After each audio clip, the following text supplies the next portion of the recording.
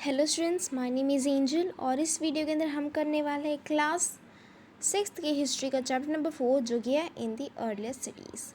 इस चैप्टर के अंदर हम बात करने वाले हैं उन सिटीज़ की, उन टाउन्स की जो स्टार्टिंग में सिविलाइजेशन के दौरान बने गए और जिन्होंने हमारी इंसान की सोसाइटी को बिल्ड करा, जिन सिटीज़ के आधार पे हमारी सोसाइटी जो आज इस दुनिया के अंदर है वो है।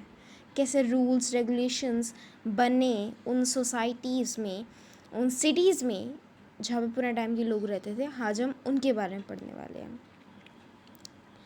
Saving an old building. अब स्टार्ट करते हैं ये story. Jaspal and Harpreet were playing cricket in the lane outside their home. वो अपने घर के बाहर खेल रहे थे। When they notice the people who were admiring the dilapidated old building. Like dilapidated मतलब होता है कि मतलब हम कह सकते हैं उसको उसकी दीवारें उतरी हुई हैं, जो ब्रिक्स वगैरह वो ओपन है, दरवाजे वगैरह टूटे हुए हैं। इस तरीके की एक बिल्डिंग थी जिसको लोग वहाँ पे कुछ लोग एडमायर कर रहे थे और जो बच्चे थे वो उसको क्या कहते थे, हॉन्टेड हाउस कहते थे। Look at the architecture, said one of the men. Have you ever seen the fine wood carving?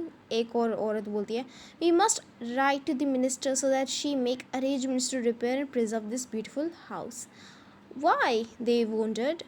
Would anybody be interested in the old run-down house? अब बच्चे उन सबको देख के थोड़ा कंफ्यूज हो गए क्योंकि वो लोग जो वहाँ खड़े थे वो उस घर को जब ख़राब हो चुका उसको इतना एडमायर कर रहे थे। क्यों कर रहे थे? तारीफ़ कर रहे थे उस घर की कि उस घर का इतना अच्छा डिज़ाइन आर्किटेक्चर है। क्यों? अब इसके बारे में हम आगे पढ़ते हैं। The story of Harappa. अब हड़प्पा क्या है? Basically Harappa students Indus valley civilisation. हमने पढ़ा नहीं था अपने इंडिया के बारे में कि ये जैसे हमारा ये इंडिया है, हमारा ये इंडिया, यहाँ पे एरिया हमारा इंदूस वैली सिविलाइजेशन था और इंदूस वैली सिविलाइजेशन के अंदर हमारे कुछ सिटीज़ थी जो काफ़ी ज़्यादा पॉपुलर हैं, काफ़ी ज़्यादा वो डेवलप थी, उनमें काफ़ी ज़्यादा एडवांस लोग रहते थे, काफ़ी ज़्यादा सिविलाइज्ड सोसाइटीज़ थी। मतलब सिविलाइज्ड मतलब लोगों के घर थे, टॉयलेट्स थे, बाथरूम्स थे, शॉप्स थी, सारी चीज़ें थी। तो उनमें से एक सिटी का नाम था हड़प्पा। ओके स्टूडेंट्स, जो ये हड़प्पा सिटी है ये दुनिया के सबसे पुराने शहरों में से एक है जिसने ह्यूमन सिविलाइजेशन की स्टार्टिंग करी थी। इस कारण से इंदूस वैली सिविलाइजेशन को आजकल, क्योंकि हड़प्पा सबसे बड़ी सिटी थी, उसको हड़प्पन सिविलाइजेशन भी कहते हैं। हड़प्पन सिविलाइजेशन भी कहते हैं आज के टाइम में। हम स्टार्ट करते हैं। हड़प्पा की स्टोरी क्या है? वेरी ऑफन, बहुत बार, old buildings have a story to tell. पुरानी बिल्डिंग से कोई ना कोई कहानी होती है। Nearly 150 years ago, 150 साल पहले, when railway lines were being laid down for the first time in Punjab, जब पंजाब के अंदर सबसे पहली बार करीबन 150-200 साल पहले रेलवे की पटरियाँ बिछ रही थी, तब वहाँ की जो इंजीनियर्स थे उन्होंने देखा कि हड़प्पा की साइट है, उस टाइम पर लोगों को नहीं पता था कि वो हड़प्पा की साइट है। मतलब क्योंकि उस टाइम पे इतनी हम लोगों ने आर्कियोलॉजी वगैरह इतनी बड़ी नहीं थी, हम लोगों ने खुदाई वगैरह करना इस तरीके से शुरू नहीं करा था। हमें पता था वो जगह बहुत पुरानी है, लेकिन इतनी खुदाई नहीं होती थी, उनको इतना प्रिजर्व करके प्रोटेक्ट करके जगह को नहीं रखा जाता था कि लोग आराम से आ जा सकते थे। तो वहाँ के जो लोग थे जो रेलवे की पटरियाँ बिछा रहे थे, उन्होंने देखा कि हड़प्पा का जो साइट थी जो अब पाकिस्तान में है, अब हड़प्पा इंडिया में नहीं है, वो पाकिस्तान के अंदर है, कि वहाँ पे बहुत सारी ब्रिक्स लगी हुई हैं। अब उन्होंने सोचा वाह भाई वाह, यहाँ तो इतनी अच्छी क्वालिटी के ब्रिक्स हैं। उन्होंने वो ब्रिक्स ली और उसके बाद उनसे रेलवे की पटरियाँ बना दी। काफ़ी टाइम बाद, करीबन कितने 100 सालों बाद, स्टूडेंट्स, लोगों ने, आर्कियोलॉजिस्ट ने नोट करा कि उन्होंने जो पत्थर थे जो सोसाइटी से, वो हड़प्पन जो सिटी थी वहाँ से आए थे, उन लोगों ने वो रेलवे की पटरियों पे बिछा दिए। इस कारण से स्टूडेंट्स बहुत सारे जो हड़प्पा के शहर थे उनकी बिल्डिंग्स को पुराने टाइम की बहुत नुकसान पहुंचा, डिस्ट्रॉय होगी, क्योंकि आसपास के लोगों ने जो वहाँ रहते थे, शहरों गाँव के लोगों ने वहाँ से पत्थर चुरा लिए, घर बना लिए और अलग अलग अपने लिए चीज़ें बना ली। इस कारण से हड़प्पा की जो शहर थे, जो हमारे पुराने शहर हैं, उनको बहुत नुकसान पहुंचा था। Then, about 80 years ago, the archaeologists found the site and realized that it was one of the oldest cities in the subcontinent. सो करीबन उसके 80 साल ही पहले, करीबन 150 साल पहले लोगों ने वहाँ पे वहाँ के जो पत्थर थे उनको चुरा लिया लोगों ने। उससे पहले से भी, ऐसे नहीं सिर्फ 150 साल पहले ही लोगों ने वहाँ के सिटीज़ को डिस्ट्रॉय करा। बहुत टाइम से जो आसपास के गांव वगैरह थे, वहाँ के लोग क्या करते थे, ऐसे साइट जो पुरानी खंडर होते हैं, पुरानी इमारतें होती हैं, उनके पत्थर, उनकी ईंटें चुरा लेते हैं और फिर घर बना लेते हैं ना। करीबन 80 साल पहले साइंटिस्ट और आर्कियोलॉजिस्ट को ने जस्ट डिस्कवर करा कि रियलिटी में जो ये हड़प्पा शहर है ना, ये रियलिटी में दुनिया के सबसे पुराने शहरों में से एक है। And this was the first city to be discovered. सबसे पहले सिटी जो इंदुस वैली सिविलाइजेशन के अंदर हमने डिस्कवर करी थी वो थी Harappa. Other sites were similar the buildings, और जो बाकी साइट्स थी हड़प्पा के अलावा जैसे मोहनजोदारो, लोथखल और ये सारी भी हमने डिस्कवर करी और ये काफ़ी ज़्यादा हड़प्पा जैसी ही थी। This cities were developed around 4700 years ago, और ये सारी जो बिल्डिंग्स वगैरह ये करीबन 4700 साल पहले बनी गई, डेवलप्ड हुई गई थी। अभी क्वेश्चन वही आता है कि बहुत बार ये होता है कि ओल्ड बिल्डिंग्स को हम तोड़ देते हैं ताकि हम न्यू कंस्ट्रक्शंस बना पाएँ। जैसे मान लो कोई ओल्ड बिल्डिंग है, उसके ऊपर काफ़ी ज़्यादा ईंटें लगी हुई हैं और वो ईंटें अच्छी हालत में, तो क्या करते हैं, उन ईंटों को उठा लेंगे और उनसे नई कंस्ट्रक्शंस बना लेंगे, या उन ईंटों को, उन पत्थर को, उन चीज़ों भी चीज़ें उसको ज़मीन के अंदर घुसा के उसके ऊपर और वो नया वो बना देते हैं, नींव बना देते हैं, नई फ्लोरिंग बना देते हैं। बहुत बार क्या होता है स्टूडेंट्स, कुछ बिल्डिंग्स बहुत रेयर होती हैं, कुछ बिल्डिंग्स सच में बहुत हज़ारों साल पुरानी होती हैं और वो इस तरीके से डिस्ट्रॉय हो जाती है क्योंकि जस्ट अभी तक हमने डिस्कवर नहीं करा है कि वो बिल्डिंग्स इंपॉर्टेंट है या नहीं है। तो क्वेश्चन ये बनता है कि हमें बिल्डिंग्स को फिर प्रिजर्व करके रखना चाहिए, पुरानी बिल्डिंग्स को। इसके कुछ फ़ायदे भी हैं कि पुराने बिल्डिंग्स को प्रिजर्व करने के नुकसान भी हैं। फ़ायदा ये है कि हम स्टूडेंट्स हम देख सकते हैं, ओह ये पुरानी बिल्डिंग है, हज़ारों साल पहले हमारे अर्ली मेंस ऐसे रहते थे, या ऐसे वो पुराना शहर रहता था जहाँ अब लोग नहीं रहते। बट इसका एक डिसएडवांटेज ये है स्टूडेंट्स की जगह बहुत लेता है। अब बहुत सारे ऐसे शहर है स्टूडेंट्स जहाँ पे अब लोग नहीं रहते, वो पुरानी हमारी आर्कियोलॉजिकल साइट्स बन चुकी हैं वो जगहें, क्योंकि वहाँ पे हम रिसर्च करते रहते कि पुराने टाइम के लोग कैसे रहते थे। लेकिन वो जगह बहुत बहुत ज़्यादा एरियाज़ कवर करती हैं और वहाँ पे लोग रह सकते हैं। वो एरियाज़ जगह काफ़ी ज़्यादा एरिया कंज्यूम करती हैं और वहाँ पे कुछ भी नहीं होता, वहाँ पे कोई रहता नहीं है, वहाँ पे सिर्फ बिल्डिंग्स ऐसी खंडर पड़ी हुई हैं, ज़मीन पड़ी हुई है। कभी कभी आर्कियोलॉजिस्ट वहाँ खुदाई करते हैं और कभी कभी वो सालों सालों तक ऐसी ही पड़ी रहती हैं। वहाँ पे एक ऐसे सिटीज़ में या ऐसे शहरों में, कंट्रीज़ में जो काफ़ी कंजस्टेड एरिया है, जहाँ पे लोगों के पास रहने के लिए घर नहीं है, तो ऐसी जगहों को हम यूज़ कर सकते हैं लोगों को घर देने के लिए। तो हाँ, एक फ़ायदा है बिल्डिंग्स को प्रिजर्व करने, ताकि हम समझ पाएँ कि हमारे पुराने टाइम के जो लोग थे वो कैसे रहते थे। बट नुकसान भी है क्योंकि हमारे पास लैंड की प्रॉब्लम हो जाती है, हमारे पास एरिया कम पड़ जाता है, क्योंकि सारा का सारा एरिया तो हम प्रिजर्व में ही लगा देते हैं कि कौन सी बिल्डिंग्स को रखना है, ये बिल्डिंग्स को रखना है। अब हम आगे बढ़ते हैं। What was special about these building cities. अब इन सिटीज़ की ख़ास बात क्या थी? इन सिटीज़ की ख़ास बात ये थी स्टूडेंट्स की ये काफ़ी ज़्यादा सिविलाइज्ड थे, ये मॉडर्न थे, इन लोगों के पास घर थे, घरों के अंदर रहते थे, ये लोग कपड़े पहनते थे, ये लोग अमीर थे, इन लोगों के पास लैंग्वेज थी, ओके इन लोगों ने इवन करेंसीज डेवलप कर ली थी। अब हम इसको सही से पढ़ते हैं। Many of this cities were divided into 2 और मोर पार्ट्स। अब जो सिटीज़ होती है ना वो 2-3 पार्ट्स में डिवाइड थी। जैसे मैं आपको एक्सप्लेन करती हूँ, ये मान लो एक शहर है, ये अभी 2 पार्ट्स में डिवाइडेड हो गया। ये है हमारा लोअर पार्ट, ठीक है, ये है लोअर पार्ट और ये है हमारा अपर पार्ट। अभी जो अपर पार्ट है ये छोटा होता है साइज़ में और ये जो लोअर पार्ट होता है ये होता है बड़ा साइज़ में। जो ये छोटे साइज़ वाला पार्ट होता है ये दीवारों से ये दोनों पार्ट सिटी के डिवाइड हुए हुए होते हैं। अब जो बड़ा वाला पार्ट होता है यहाँ पे ज़्यादातर मेन चीज़ें होती हैं, यहाँ पे ज़्यादातर में भी हम कह सकते हैं अमीर लोग रहते हैं, यहाँ पे ज़्यादा पॉलिटिशियंस वगैरह हेड लीडर्स रहते हैं, यहाँ पे ज़्यादा ऑडिटोरियम्स होंगे, कम्युनिटी मीटिंग्स होती हैं। ये अपर पार्ट होता है, ये ज़्यादा डेवलप्ड एरिया होता है और ये होता है हमारा, ये थोड़ा छोटा भी होता है साइज़ में। एक और जो लोअर पार्ट होता है यहाँ पे रहते हैं कॉमन लोग, कॉमन डेली वर्कर्स वगैरह वगैरह, जो mostly most of the population किसी सिटी का बनाते हैं ये लोग, कॉमन लोग, ये लोग नॉर्मल एरिया। जो ये छोटा वाला एरिया होता है इसको कहते हैं सिटाडल, और जो ये लोअर टाउन होता है इसको लोअर टाउन कहते हैं, इसको सिटाडल कहते हैं, इसको लोअर टाउन कहते हैं। अब स्टूडेंट्स ये चीज़ होती है ईस्टर्न में, ईस्टर्न सोसाइटीज़ में हमारी ऐसे टाउन्स डिवाइड हुए होते थे। मैं आपको बताती हूँ अब ग्रीस में कैसे डिवाइड हुए होते हैं। जो हमारी वेस्टर्न एरियाज़ हैं, वेस्टर्न में जैसे कि ग्रीस हो गया वगैरह वगैरह, वहाँ पे क्या था, हमारे ऐसे दो होते थे, ऐसे जैसे शहर है, अभी डिवाइडेड है। अभी हमारा होता था एंटरपोलिस, एंटरपोलिस वही हाई ऊपर का, और ये होता था नीचे वाला पोलिस जहाँ पे नॉर्मल लोग रहते थे। अब जो ये एंटरपोलिस है यहाँ पे सारी मतलब डिवाइड हुआ होता था ये दीवारों से, और यहाँ पे सारे हेड रह रहे हैं या मीटिंग्स हो रही हैं, ग्रेट हॉल्स हैं या पैलेस है, अगर राजा रानी का रूल है तो यहाँ राजा रानी रहते हैं इस एरिया में। ये काफ़ी ऊंचा भी होता है लेयर, इसको ऐसे ऊंचा बनाया जाता है इस एरिया को। और जो नीचे का होता है लोअर एरिया होता है, यहाँ पे नॉर्मल कॉमन लोग रह रहे होते हैं। सो इस तरीके से हम सिटीज़ डिवाइड होती थी पुराने टाइम में, अभी भी होती है। कुछ स्पेसिफिक एरियाज़ होते हैं किसी शहर के जो ज़्यादा डेवलप्ड होते हैं, ज़्यादा पोश एरियाज जिन्हें हम कहते हैं, वहाँ लोग रहते हैं।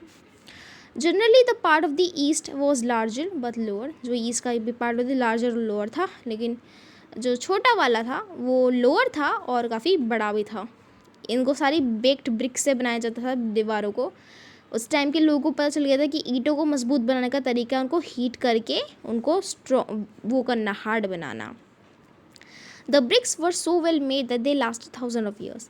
अब जिस टाइम पे जो ईंटें बनती थी ना, ये इतनी स्ट्रॉन्ग थी कि इतने 1000 साल हो गए, अभी भी ये ब्रिक्स काफ़ी ज़्यादा अच्छी कंडीशन में है।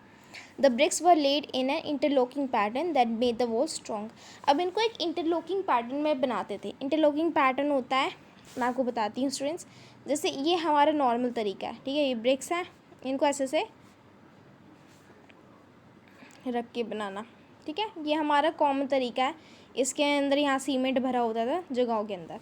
इंटरलॉकिंग पैटर्न होता है स्टूडेंट्स, जैसे ब्रिक है, ये ब्रिक है, और इसके ऊपर हम एक ब्रिक लगाएंगे यहाँ पे, फिर यहाँ एक ब्रिक लगाएंगे और फिर यहाँ ब्रिक लगाएंगे, यहाँ ब्रिक लगाएंगे और फिर यहाँ ब्रिक लगाएंगे। मतलब भी जो बीच में ना, ये जहाँ दो चीज़ें ऐसे हो रही हैं ना, ऐसे दो डिवीज़न, उसके ऊपर एक ब्रिक बनेगी और इसके नीचे एक ब्रिक बनेगी। ऐसे जो ये पैटर्न होता है ना, इसको हम इंटरलॉकिंग पैटर्न कहते हैं। और इसमें जब दीवारें बनती तो काफ़ी ज़्यादा स्ट्रॉन्ग बनती है रेदर देन इसमें। सो इस तरीके से ये बनाई जाती थी दीवारें। In some cities the special buildings were constructed on the citadel.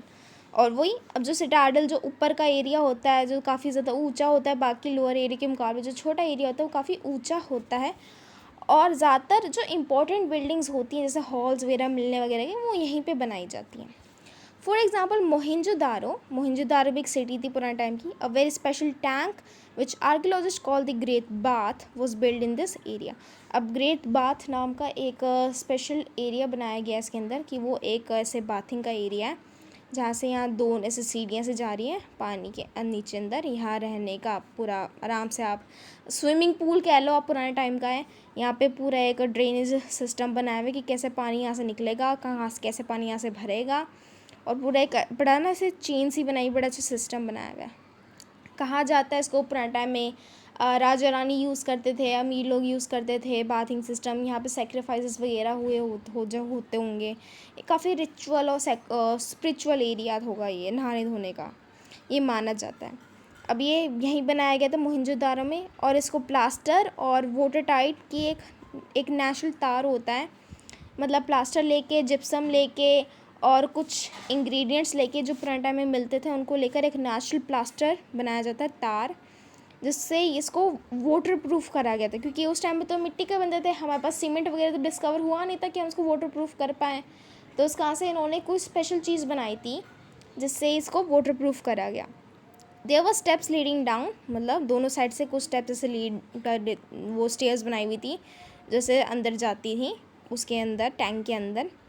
और वहाँ वाटर ड्रेनेज सिस्टम भी था, और लोग यहाँ पे मे बी स्पेशल ओकेजन्स, कोई रिचुअल वगैरह, कोई त्योहारों पे यहाँ डिप करने आते होंगे इस पानी में। और भी बहुत सारी सिटीज़ हैं जैसे कालीबंगन, लोथल, जहाँ पे फायर अल्टर्स हैं, मे बी वहाँ सेक्रीफाइसेस करते होंगे गॉड गॉडेसेस को। किसी की डेथ होती होगी तो वहाँ रिचुअल वो परफॉर्म करे जाते होंगे। और यहाँ पे स्टोर हाउसेस भी थे, मतलब जैसे महीने पूरे शहर का जितना भी राशन वगैरह है वो रखा जाता होगा। ये हमारा ये ग्रेट पाथ है स्टूडेंट्स, ये देखो आप, यहाँ से नीचे भी सीढ़ियाँ जा रही हैं और यहाँ से सीढ़ियाँ जा रही हैं। यहाँ पे वाटर आने का सिस्टम है, फिर वहाँ से ये पूरा ड्रेनेज वगैरह बाहर जाने का भी पूरा सिस्टम बना हुआ है इसके आसपास। आप देख सकते हैं इंटरलॉकिंग पैटर्न में किस तरीके से इन्होंने ये बिल्डिंग्स बनाई हुई हैं।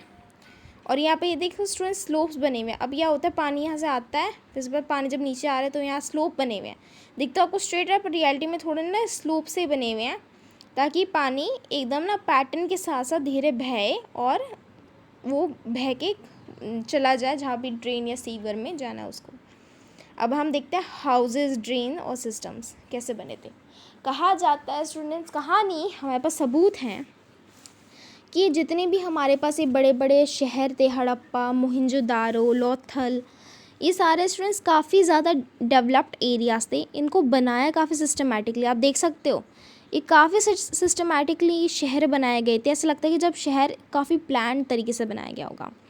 यहाँ पे हाउसेस भी होते थे, वो करीबन 1 या 2 इमारत के होते थे, 1 या 2 मतलब 2 स्टोरी, एक के ऊपर एक, बस ऐसे ही होते थे। और पूरे आसपास कोर्टयार्ड होता, मतलब हमारा पूरा जितना भी घर का एरिया उसके अराउंड घर बनाए जाते थे, कमरे। और जितने भी घर बनते थे उनका स्पेशल बाथिंग एरिया होता था, मतलब नहाने धोने के लिए अलग से जगह होती थी, और एक वेल होता था, एक कुआं होता था पानी की सप्लाई के लिए। अब ये जितनी भी सिटीज़ हैं इनके ऊपर ड्रेन्स थे, मतलब सीवर्स होते ना घर के बाहर, जैसे गंदा पानी निकलता है वो सब होते थे। और उनको काफ़ी स्ट्रेट लाइन में बनाया गया था, जो हल्की से थोड़ी उनमें स्लोप्स बनी होती थी। जैसे हमारी सीवेज लाइंस हैं, यहाँ पे हल्की सी से स्लोप बनी हुई है, ताकि ये पानी आराम से नीचे आए, फिर नीचे आए, फिर आराम से नीचे आए, ऐसे करके, ताकि कोई प्रॉब्लम ना हो और पानी कहीं ठहरे नहीं, थमे नहीं, और कहीं कोई जैसे स्टैगनेट प्रॉब्लम आ जाती ना, एक कहीं से पानी निकलता नहीं किसी ड्रेन से, वो फिर वहाँ पे ख़राब हो जाता है पानी, तो वो सब ना हो। इसका से इसको काफ़ी डिज़ाइन तरीके से बनाया गया था। बहुत बार क्या होता था, ये जो ड्रेन्स होते थे ये घरों से और स्ट्रीट से और कनेक्टेड होते थे, और ये छोटे छोटे सीवर्स, बड़े बड़े सीवर्स से कनेक्टेड थे। तो काफ़ी प्लान तरीके से सिटीज़ बनाई गई होती थी। और जो ये जितने भी ड्रेन्स थे ये कवर हुए हुए होते थे, उनमें छोटे छोटे होल्स होते थे, ताकि हम देख पाएँ कि सब सही से काम चल रहा है नहीं चल रहा, पानी ठीक से सप्लाई हो तो रही है या नहीं हो रही है। बट ये कवर्ड होते थे, ऐसे जैसे अभी ओपन है या अभी पहले ओपन नहीं थे। All 3 houses, drains and streets were probably planned and built at same time. एक ही टाइम पे सब चीज़ें बनाई गई, इनको इस्टेब्लिश करा गया। और हम देखते हैं अब लाइफ इन द सिटी से, इस सिटी में ज़िंदगी कैसी थी हड़प्पन में। Harappan city was very busy place, ये काफ़ी ज़्यादा बिजी थी। There were people who plan the construction of special building in this cities. यहाँ पे बहुत सारे लोग थे जो स्पेशल बिल्डिंग्स बनाते थे सिटीज़ पे, और इनको ये रूलर्स थे जो भी स्पेशल बिल्डिंग्स बनाते थे शहर के अंदर, वो हम प्रॉबली एज्यूम करते हैं कि वो रूलर्स होंगे, यहाँ के राजा रानी होंगे, या तो इनके हेड्स होंगे या कैप्टन्स होंगे या लीडर्स होंगे ट्राइब के, जिन्होंने ये बिल्डिंग्स बनवाते होंगे। It is likely that the rulers and people to distant land to get metal, precious stones and other things that they wanted. अब ऐसी जगह पे ना, हड़प्पन जैसे जगह पे हमने देखा है कि बाहर से काफ़ी ज़्यादा चीज़ें आई हुई हैं। यहाँ पे गोल्ड है, काफ़ी ज़्यादा प्रेशियस स्टोन्स है, जो इस एरिया में तो नहीं मिलते, अलग अलग एरियाज़ में मिलते हैं। तो हम एज्यूम कर सकते हैं कि वहाँ के राजा रानी होंगे, उन्होंने बाहर से मंगवाए होंगे, ताकि अपनी इमारतों में, अपनी बिल्डिंग्स में या अपनी डेली लाइफ में वो चीज़ों का यूज़ कर पाएँ।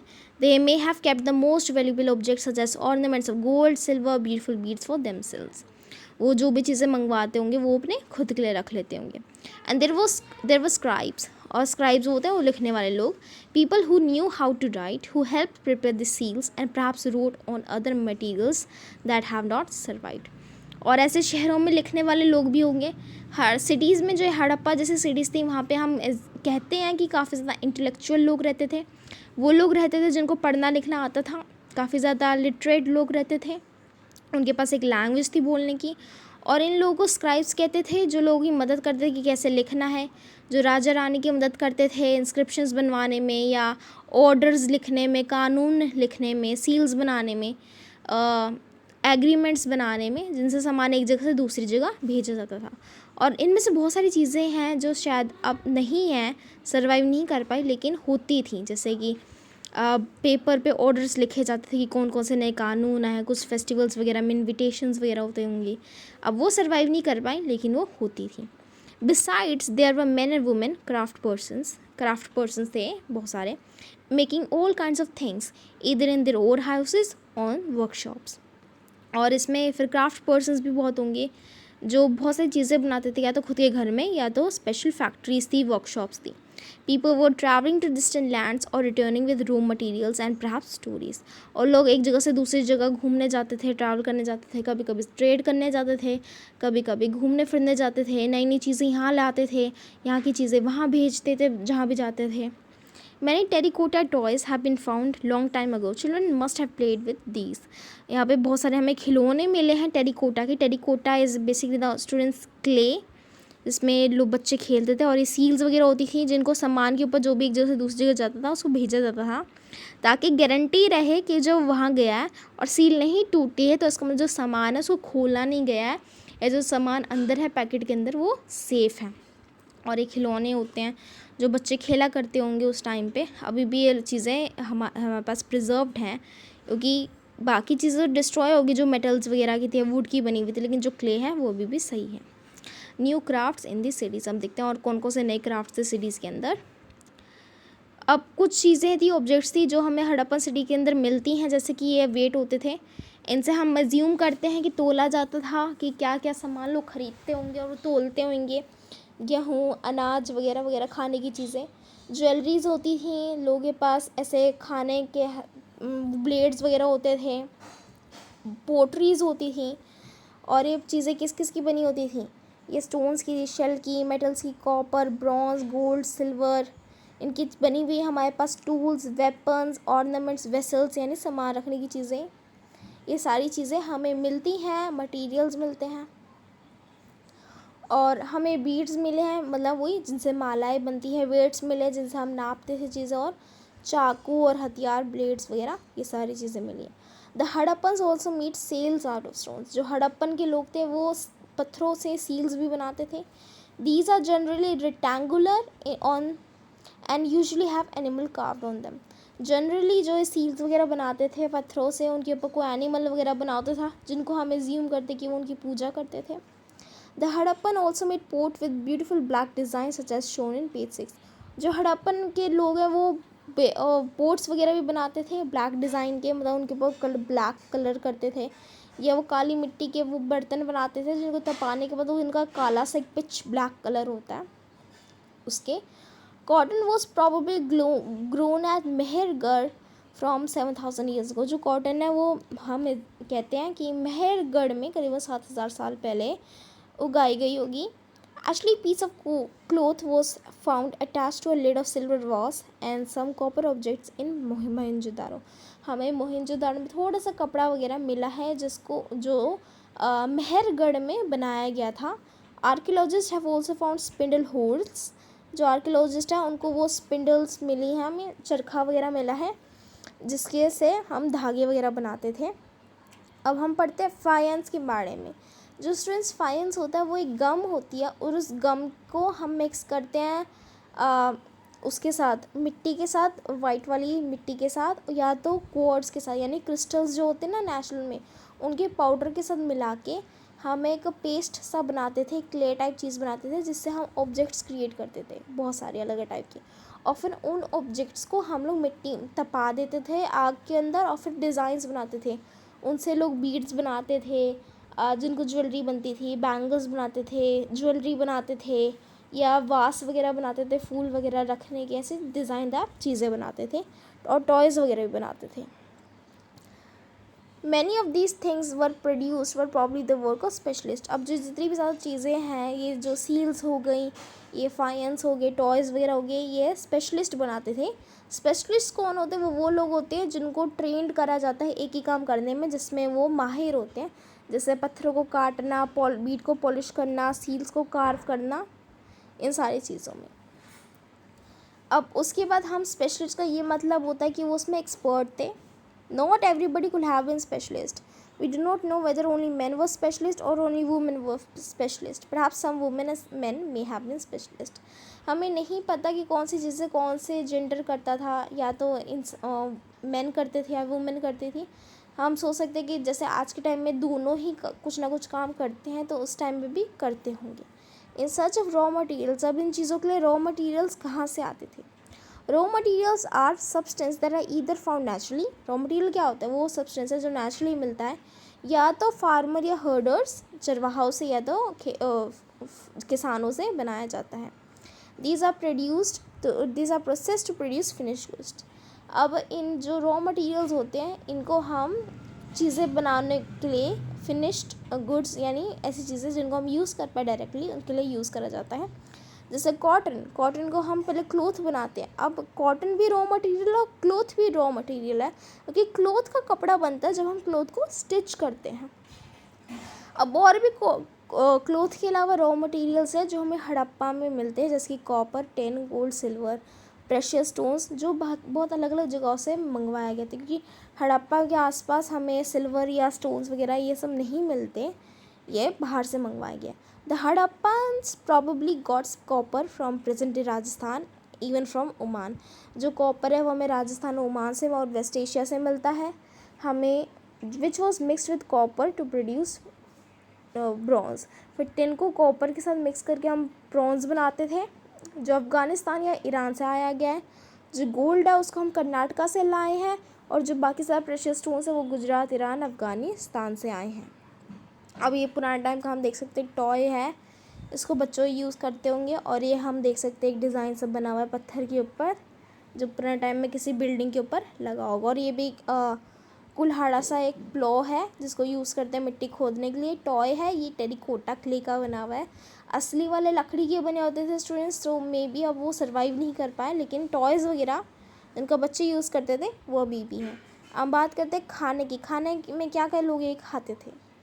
While many people lived in cities, other lived in countryside. अब बहुत सारे लोग सिटीज़ में रहते थे, लेकिन कुछ लोग थे जो कंट्री साइड में रहते थे. कंट्री साइड का मतलब स्टूडेंट्स होता है शहर से थोड़ा बाहर, थोड़ा गांव के साइड वगैरह, जहाँ थोड़ा जंगल होता है. जैसे आज के टाइम में सिटीज़ होती है, फिर गांव होते हैं ना, जिनको हम कंट्री साइड आउटस्कर्ट्स कहते हैं, वहाँ पे लोग रहते थे. वहाँ पे लोग क्रॉप्स उगाते थे, एनिमल्स का ख्याल रखते थे.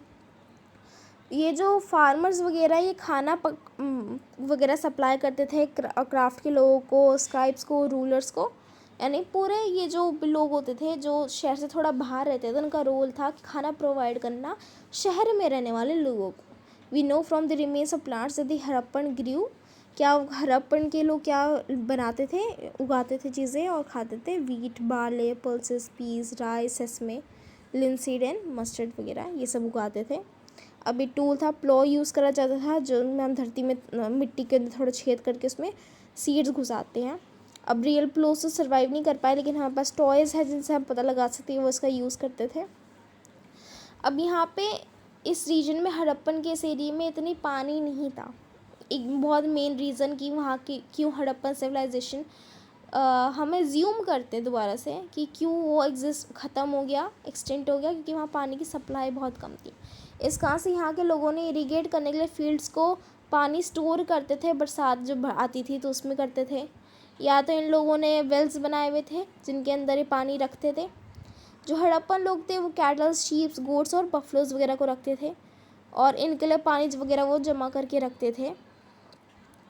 और उसके बाद फिर ये लोग इनको ले भी जाते थे कभी कभी. जैसे मान लो यहाँ पे पानी की कमी होगी है, तो जो एनिमल्स को रेयर करते थे, एनिमल्स को पालते थे, लाइफ स्टॉक्स वगैरह काम करते थे, वो इवन इन लोगों को लेके हड़प्पन से बाहर के एरिया में ले जाते थे जहाँ ज़्यादा पानी होता था और घास भी होती थी. वो फ्रूट्स वगैरह भी कलेक्ट करते थे, बेर खाते थे, फिशेस को भी पकड़ते थे, एनिमल्स को भी हंट करते थे. जैसे एंटीलोप एक डियर होता है स्टूडेंट्स, जो बहुत बड़ा होता है. अब एक डॉकयार्ड है स्टूडेंट्स के लोथल में. अब डॉकयार्ड क्या होता है? यहाँ पे ये पानी की जगह होती है जहाँ पानी भरा होता है, और ये उससे रिवर से कनेक्ट होता है, और साइड में रिवर के साइड में डॉकयार्ड बना होता है. यहाँ पे जो शिप्स हैं यहाँ आके ठहर जाती, रुक जाती हैं, ताकि उनके अंदर से सामान निकलने वाला हो सके, या यहाँ से वो शिपें रवाना होती हैं, यहाँ पर शिपें खड़ी होती हैं. तो ये डॉकयार्ड हमारा एक लोथल पे बना हुआ है. The cities of Dholavira was located in Khadirbet in Rann of Kutch. अब हम सिटी धोलावीरा नाम की एक सिटी के बारे में पढ़ रहे हैं जो एक रन ऑफ कच्छ में है। यहाँ पे साफ़ पानी और फर्टाइल सॉइल थी। फर्टाइल सॉइल मतलब एक ऐसी जगह जहाँ पे आसानी से कुछ भी उग सकता है। Unlike some of the other Harappan cities which were divided in 2 parts, Dholavira was divided into 3 parts। अब हड़प्पन की मोस्टली जितनी भी सिटीज़ हैं, हड़प्पन एक शहर था, मतलब बहुत बड़ा, एक आप कह सकते एक तरीके से शहर नहीं था, वो एक पुराने टाइम की स्टेट थी। स्टेट, उस स्टेट के अंदर काफ़ी ज़्यादा छोटे शहर थे। अब उनमें से मोस्टली सारे 2 पार्ट्स में कटे हुए थे, लेकिन जो धोलावीरा था वो 3 पार्ट में कटा हुआ था। अब जो ये 3 पार्ट में धोलावीरा कटा हुआ है, ये इस तीनों पार्ट्स में ये दीवारों से, बड़ी बड़ी दीवारों से डिवाइडेड हुआ है। और यहाँ में दरवाजे कनेक्टेड है स्टूडेंट्स। यहाँ पे ना दरवाजे हैं, दरवाज़ों से हम एंट्री कर सकते हैं आसपास बाकी जगहों पे। अब एक कटा क्यों था? क्योंकि हम एज्यूम करते हैं कि वहाँ पे एक फील्ड एरिया थी जहाँ पे मीटिंग्स होती थी। वहाँ पे ज़्यादातर वो लोग रहते थे जो राजा रानी या मिनिस्टर्स या नोबल लोग होते होंगे, जो काउंसिलमैन वगैरह होते होंगे, और यहाँ पे कॉमन लोग वगैरह रहते होंगे। अब यहाँ बहुत सारे ओपन एरिया थे सेटलमेंट के जहाँ पे लोग सेक्रीफाइस वगैरह करते थे, वो एक पार्ट होगा। जो बाकी एरियाज थे वहाँ पे वो नोबल लोग रहते थे, रूलर्स रहते थे, और फिर तीसरे एरिया में वो नॉर्मल लोग रहते थे। अब यहाँ पे हमें काफ़ी ज़्यादा हड़प्पन की राइटिंग्स भी मिलती है धोलावीरा में, जैसे कि पत्थरों के ऊपर लिखी गई हड़प्पन लैंग्वेजेस लिखी हुई हैं, और हमें यहाँ सील्स भी बहुत सारी मिलती हैं। अब जो लोथल है उसके साइड में हमारी साबरमती रिवर है, और ये काफ़ी गल्फ़ और कंबत से भी काफ़ी ज़्यादा कनेक्टेड है। जैसे ये साबरमती रिवर है और ये पूरा गल्फ़ ऑफ खबरमता, और यहाँ से ये साबरमती रिवर आती है, और ये लोथल इसके साइड में ही है। ये रहा, यहाँ पे मतलब रॉ मटेरियल्स इस गल्फ़ से आता था और साबरमती की रिवर के थ्रू यहाँ पे लोथल पे आता था। इस कारण से यहाँ पे हमें काफ़ी ज़्यादा स्टोन्स, प्रेशियस स्टोन्स या करेंसीज़ वगैरह, सील्स वगैरह आसपास हमें इस डॉकयार्ड के आसपास मिलती हैं। शेल्स मिलते हैं, मेटल के हिस्से मिलते हैं, जो हो सकता है अलग अलग जगहों से आते होंगे। और यहाँ लोथल पे काफ़ी ज़्यादा स्टोर हाउसेस भी हैं जहाँ पे वो लोग सामान वगैरह रखते थे। A building that was found here was probably workshop for making beads, pieces of stones, half-made beads, tools for beads making, finished beads have been found here। यहाँ पे शायद कोई मोतियाँ बनाने की भी कोई फैक्ट्री होगी, यहाँ पे हमें मोती वगैरह मिले हुए हैं। हम सील्स और सीलिंग्स देखते हैं। अब सील्स का क्या यूज़ होता है? वो यही होता है कि जैसे कोई सामान एक जगह से दूसरी जगह जा रहा है तो उस पर सील लगा देते हैं कि वो कहाँ से आ रहा है, और जिस जगह पे सील को जाना होता है, जिस जगह कोई चीज़ जा रही, कोई सामान जा रहा है, तो वहाँ के लोग ये चेक कर लेते हैं कि सील टूटी या नहीं टूटी। अगर सील टूटी हुई होती है स्टूडेंट्स, तो हमें पता है कि उस सामान के साथ छेड़छाड़ करेगी और वो सामान सही नहीं है। अब लेकिन अगर सील नहीं टूटी है तो उसका मतलब जो सामान है वो एकदम सही है। हम मिस्ट्री देखते हैं, ये मिस्ट्री ऑफ द एंड की ये रियलिटी में ये शहर हड़प्पन पूरी सिविलाइजेशन ख़त्म कैसे होगी। Around 3009 years ago we found the beginning of major change. हमें करीबन 3900 साल पहले एक मेजर चेंज दिखता है। People stop living in many of the cities. लोगों ने यहाँ पे रहना छोड़ दिया। यहाँ पे हमें राइटिंग की सील्स, वेट्स वगैरह मिलना बंद हो गए। हमें रॉ मटेरियल्स वगैरह जो बहुत जगहों से आते थे, अलग अलग जगहों से, वो आने रेयर हो गए। अब आते ही नहीं थे, बहुत कम आते थे। जो मोहनजोदारो था वहाँ पे कूड़ा कचरा जमा होने लग गया था स्ट्रीट्स के ऊपर।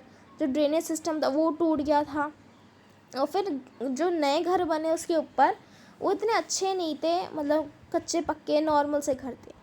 और फिर धीरे धीरे करके पूरी जो सोसाइटी थी, पूरा जो सिविलाइजेशन थी, ये डिस्ट्रॉय हो गया। लोग एज्यूम करते कि जितनी भी रिवर्स थी हड़प्पा में हमेशा से पानी की थोड़ी कमी रही है, तो शायद से जितनी रिवर्स थी जो पानी देती थी वो सब जम गई, सूख गई। कुछ लोग कहते हैं इन लोगों ने इतने ज़्यादा शहर बनाने के लिए ज़्यादा पेड़ काटा कि पेड़ों की कमी हो गई। पेड़ों की कमी होगी तो फिर ये कैसे अब आग जलाएंगे? आग जला के तो हड़प्पन लोगों का बहुत काम होता था। वो लोग आग जला के बीड्स बनाते थे, ज्वेलरीज बनाते थे, मेडल्स क्राफ्ट करते थे, ब्लैक स्मिथ वगैरह करते थे। जगह कम हो गई तो भेड़ों को, कैटल्स को वगैरह को कैसे चढ़ाएंगे, क्या उनको खाना खिलाएंगे, ये बहुत सारे रीजंस है कि कहा जाता है कि क्यों सारी सिटीज़ तबाह होगी। आपने मूवी अगर मोहनजोदारो देखी है तो उसमें दिखाते कि मे बी वहाँ फ्लड आ गया था। फ्लड के कारण जो मोहनजोदारो शहर है वो और पूरा हड़प्पन सिविलाइजेशन थी वो ख़त्म हो गई थी। कुछ लोग कहते हैं फ्लड आया, कुछ लोग कहते हैं कि ड्राउट आ गया, पानी कम हो गई, कुछ लोग कहते हैं कि डिफोरेस्टेशन हो गया। जो भी हुआ स्टूडेंट्स, करीबन 2500 साल बाद इस शहर के बसने के बाद हड़प्पन सिविलाइजेशन ख़त्म हो गई। It appears as the rulers lost control. ऐसा लगता है कि जो वहाँ के रूलर्स थे वो उन्होंने अपना काबू खो दिया। उनकी गलती के कारण कुछ जो शहर थे वो तबाह हो गए। जो भी हुआ स्टूडेंट्स, जो चेंजेस थे वो इफेक्टिव थे और क्वाइट क्लियर थे। जो शहर थे वो तबाह हो गए। जितने भी सिंध वगैरह वेस्ट पंजाब में जितने भी एरियाज़ थे वहाँ अबैंडन्ड हो गए थे, लोग वहाँ छोड़ चुके थे। लोग छोटे एरियाज़ में चले गए थे, ज़्यादातर ईस्ट में था या साउथ में था। ईस्ट में स्टूडेंट्स हम बात कर रहे हैं बिहार वगैरह, मगधा गंगेटिक रीजन के एरिया, और साउथ में हम बात कर रहे हैं नर्मदा के रीजन में और कावेरी के रीजन में, जहाँ लोग बसना शुरू हो गए। अब जो न्यू सिटीज़ थी वो करीबन 1400 साल बाद आई। जो नई सिविलाइजेशन थी, जो नए लोग थे वो करीबन 1400 साल बाद आए। अब हम बात करते हैं एल्सवेयर। हम बात करते हैं अब ये इजिप्ट के इन चीज़ों के बारे में। जो इजिप्शियन सिविलाइजेशन है स्टूडेंट्स वो करीबन हम कहते हैं 15,000 साल पहले, 10,000 साल पहले स्टार्ट हुआ। यहाँ पे इन लोगों ने कब्र बनाने का कॉन्सेप्ट शुरू करा, जिसमें ये लोग ऐसे बड़े बड़े केव्स ये बनाते थे, बिल्डिंग्स बनाते थे जिनको हम पिरामिड्स कहते हैं, जिनके अंदर ये लोग ताबूत बनाते थे, मम्मीफाई करते थे अपने राजा रानीस को, और उनको उनके टोम्ब बनाते थे। ये लोग ताबूत को इस टोम्ब में बनाते थे। इनके जो टोम्ब, नॉर्मल जो टोम्ब होता है वो ऐसे शेप का होता है, मतलब वही ग्रेव वगैरह ये उसके ऊपर, लेकिन जो ये इजिप्ट में लोग थे वो ऐसे ताबूत बनाते थे और पिरामिड की शेप के, और उसके अंदर वहाँ के जो राजा रानी होते थे उनको वो बरी करते थे। उनके साथ साथ जो उनको मम्मीज़ कहते हैं हम, उसके साथ साथ इनके अंदर भी ये बिलीफ था कि मरने के बाद एक ज़िंदगी है स्टूडेंट्स।